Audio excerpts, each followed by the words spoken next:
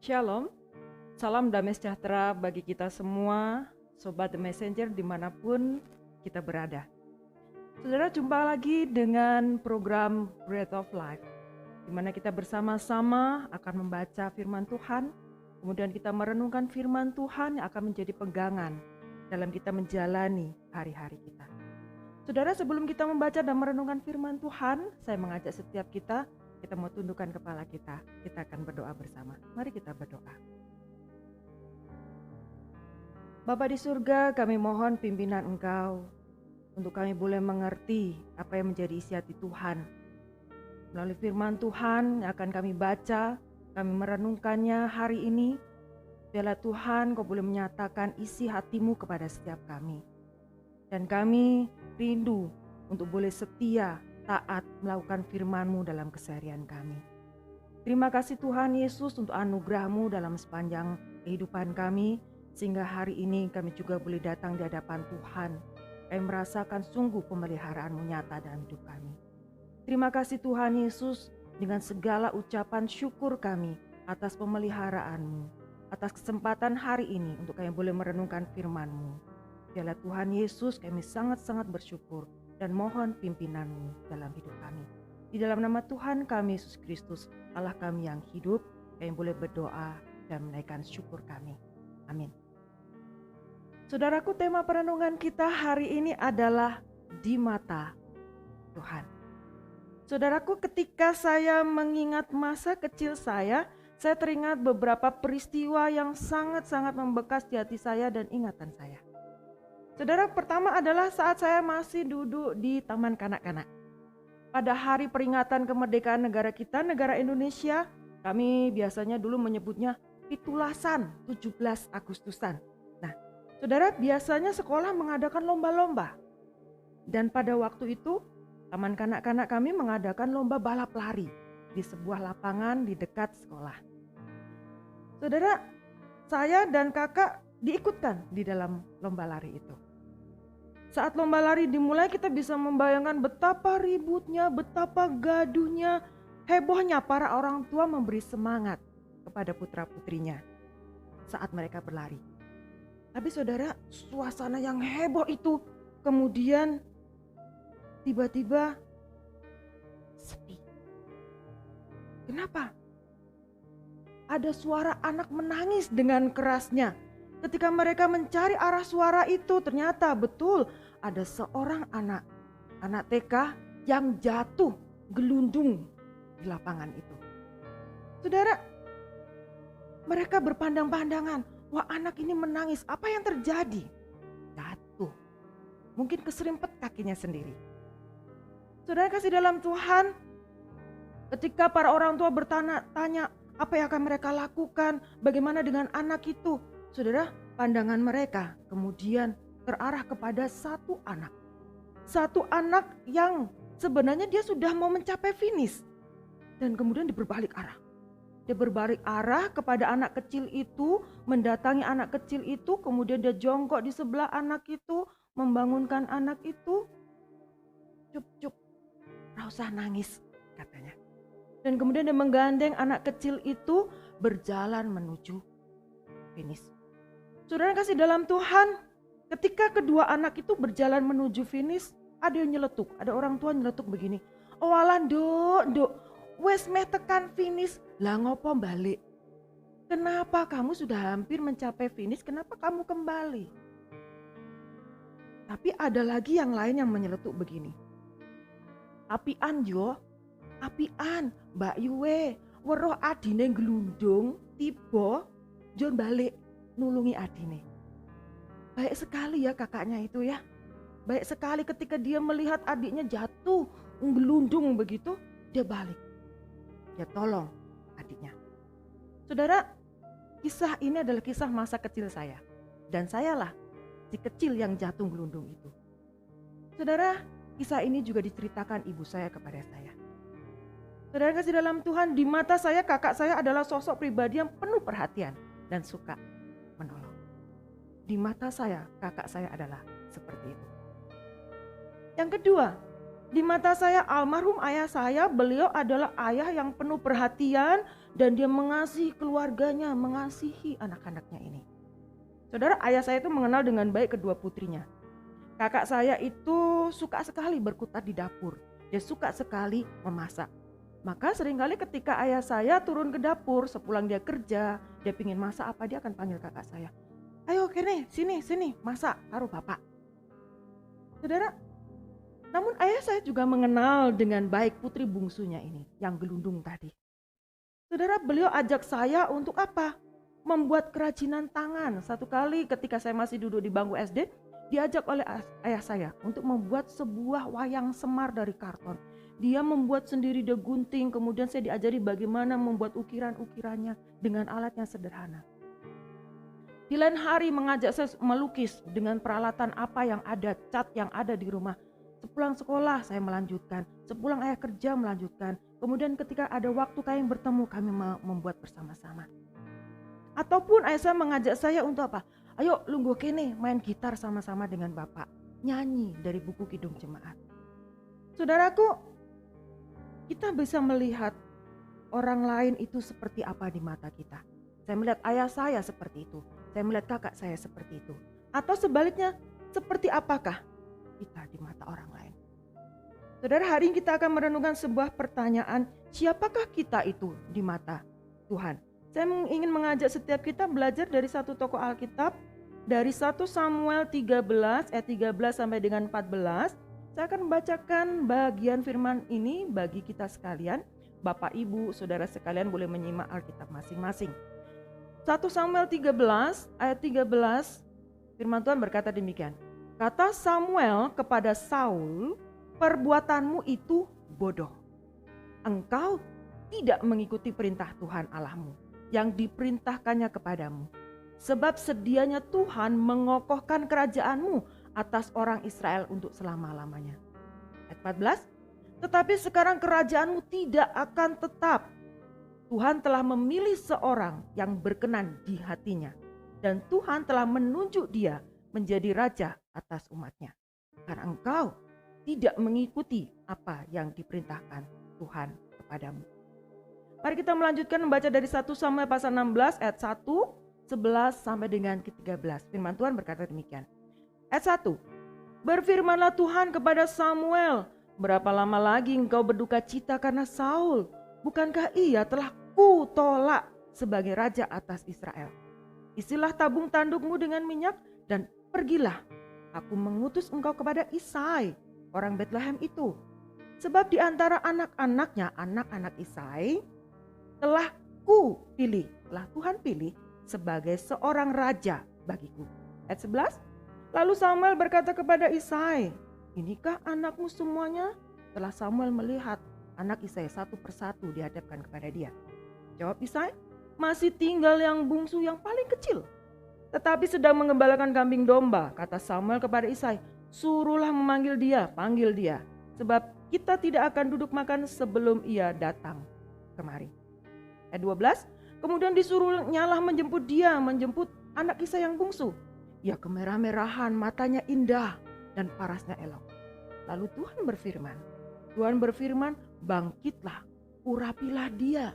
Urapilah si bungsu itu, sebab inilah dia. Ayat 13, Samuel mengambil tabung tanduk yang berisi minyak itu dan mengurapi Daud di tengah-tengah saudara-saudaranya.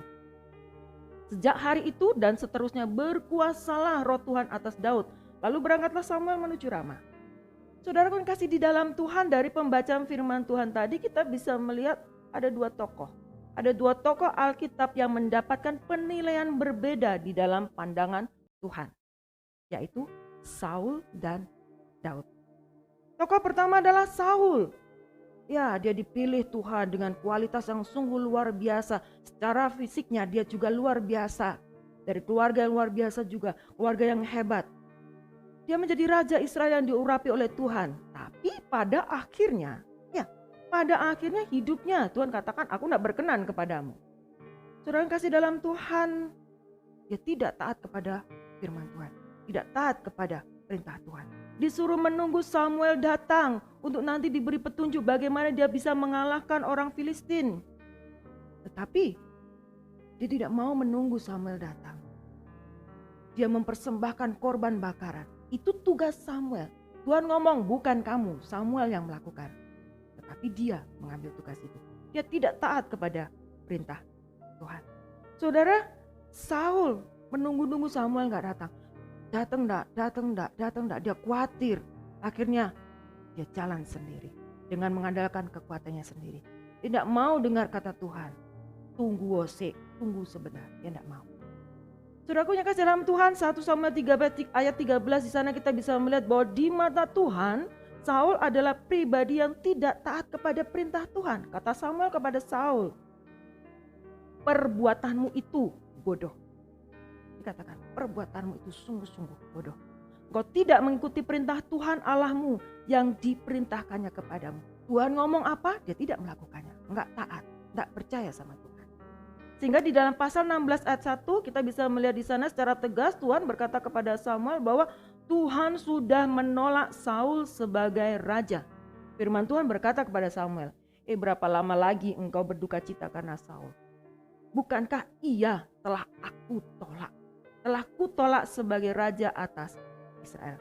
Saudara, Tuhan tidak berkenan kepada Saul. Kenapa? Karena dia tidak taat kepada Tuhan. Tokoh yang kedua adalah Daud.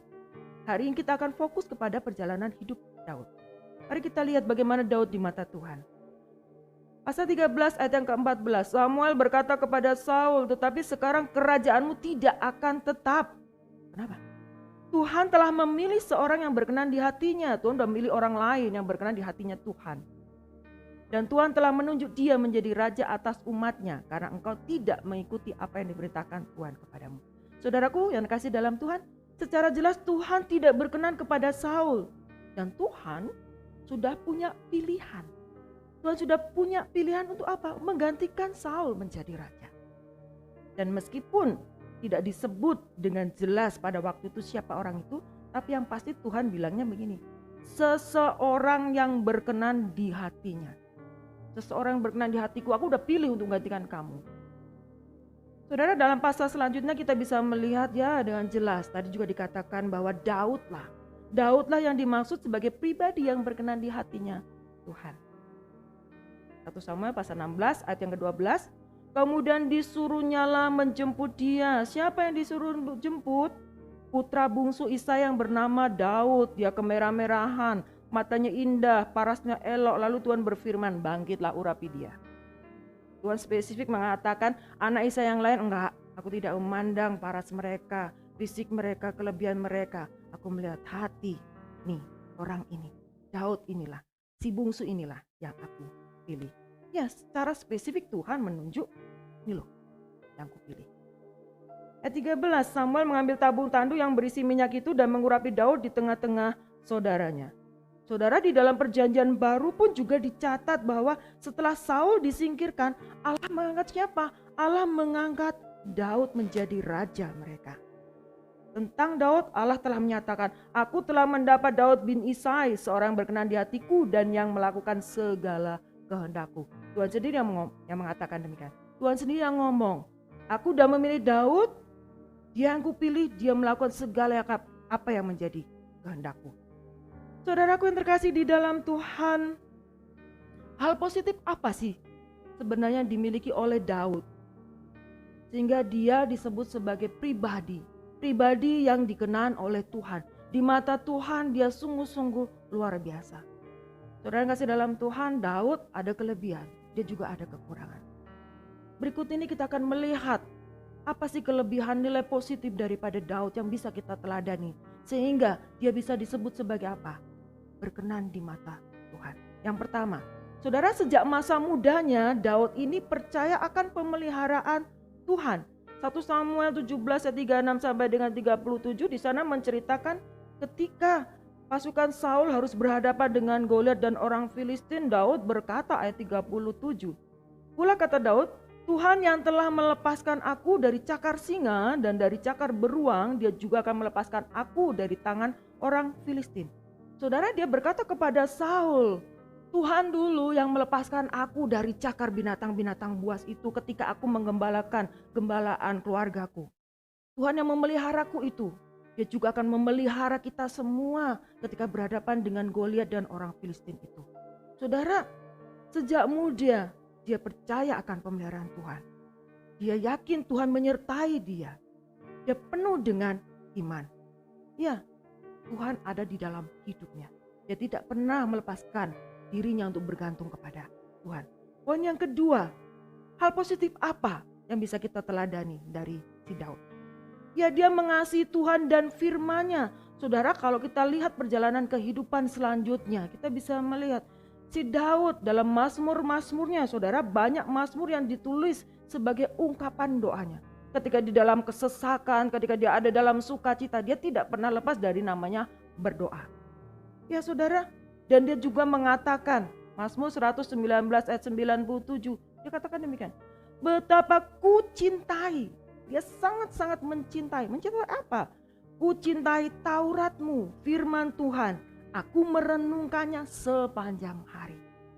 Saudara, mengasihi Tuhan dengan sepenuh hati. Dia punya relasi yang baik dengan Tuhan melalui doanya. Baca firman, dia merenungkannya, menjalankannya sepanjang hari. Poin kedua. Yang ketiga, saudara, Daud adalah sosok pribadi yang rendah hati. Ya saudara, siapa dia yang dia tidak dianggap oleh saudara-saudaranya, dianggap paling kecil, tidak punya kualitas untuk bisa menjadi pemimpin, tetapi dipilih oleh Tuhan menjadi Raja Israel. Kemudian dia pernah mengatakan demikian, siapakah aku ini ya Tuhan Allah, siapakah keluargaku sehingga Engkau Tuhan itu membawa aku sampai sedemikian ini, menjadi orang yang besar. Saudara, dia mengakui ini bukan karena aku hebat, tetapi karena Tuhan. Tuhanlah yang memelihara dia. Dia mengakui bahwa semua yang ada dalam dirinya bukan karena dia hebat. Yang keempat, dia adalah sosok pribadi yang murah hati. Sosok pribadi yang murah hati dan pemaaf. Saudara, hari ini berkaitan dengan satu contoh adalah ketika Daud melakukan sesuatu hal yang baik bagi Mephiboset. Siapa dia? Anaknya Yonatan, cucunya Saul. Ini cucunya musuhnya dia loh. Kalau orang mengatakan ini musuhnya Daud loh, cucunya diopeni. Saudara, Daud adalah orang yang luar biasa. 2 Samuel 9 ayat 1 berkata demikian. Berkatalah Daud, masih adakah orang yang tinggal dari keluarga Saul ketika semua sudah mati? Ya, Daud menjadi raja. Dia bertanya, masih ada enggak dari keturunan Saul? Masih ada enggak yang tersisa? Maka aku akan menunjukkan kasihku kepadanya. Oleh karena apa? Yonatan, persahabatan dia. Saudara, dia mengingat hal itu. Dia mencari masih ada enggak yang sisa. Saudara, murah hati dan pemaaf dia. Oke, ada masa lalu bagaimana dia dikejar-kejar oleh Saul, mau dibunuh dan lain sebagainya. Bagaimana dia menderita, bagaimana dia kelaparan, kekurangan makan, harus lari dari tempat tinggalnya. Tetapi dia tidak mengingat hal itu. Dia memaafkan. Saudara, masih ada enggak keluarga Saul? Masih ada enggak yang tersisa? Dia akan menunjukkan kasihnya. Perselisihan yang terjadi, dia maafkan. Segala luka yang ada, dia lupakan. Yang kelima, dia mau bertobat. Saudara, dia orang yang besar. Saya katakan di depan tadi, dia tokoh yang besar bukan berarti dia lepas dari kesalahan. Saudara, ketika Nathan mengungkapkan tentang, ya kita tahu, dosa perzinahan dia dan pembunuhan yang dilakukan. Saudara, apa yang dilakukan Daud? Apakah dia kemudian berkata, perempuan itu yang salah? Bukan aku yang salah. Dia menggoda aku sehingga aku jatuh dalam dosa. Saudara, dia tidak mengatakan demikian. Kasihanilah aku ya Allah menurut kasih setiamu. Mazmur 51 ayat 1 sampai dengan 3 ini ungkapan hati Daud. Kasihanilah aku ya Allah menurut kasih setiamu. Hapuskanlah pelanggaranku menurut rahmatmu. Dia mohon belas kasihan daripada Tuhan. Menurut rahmatmu yang besar. Bersihkanlah aku seluruhnya dari kesalahanku dan tahirkanlah aku dari dosaku. Sebab aku sendiri sadar akan pelanggaranku. Aku senantiasa bergumul dengan dosaku. Saudara, lihatlah si Daud. Dia tahu dia salah, dia mengakui dosanya, dia mohon ampun daripada Tuhan, dia bertobat. Saudara kasih dalam Tuhan, itulah sebagian dari kualitas positif yang dimiliki oleh si Daud yang dicatat dalam Alkitab, yang membuat hidup Daud itu berkenan di mata Tuhan, di hadapan Tuhan. Bahkan Sang Juru Selamat kita Yesus Kristus disebut sebagai anak Daud. Saudaraku, kehidupan Daud itu memang sangat spesial di hadapan Tuhan. Sehingga dia pun pernah bersaksi bahwa Daud adalah orang yang berkenan di hatinya. Tadi Kisah Para Rasul 13 ayat 22. Ya, Allah sendiri mengatakan bahwa itu Daud berkenan di hatiku.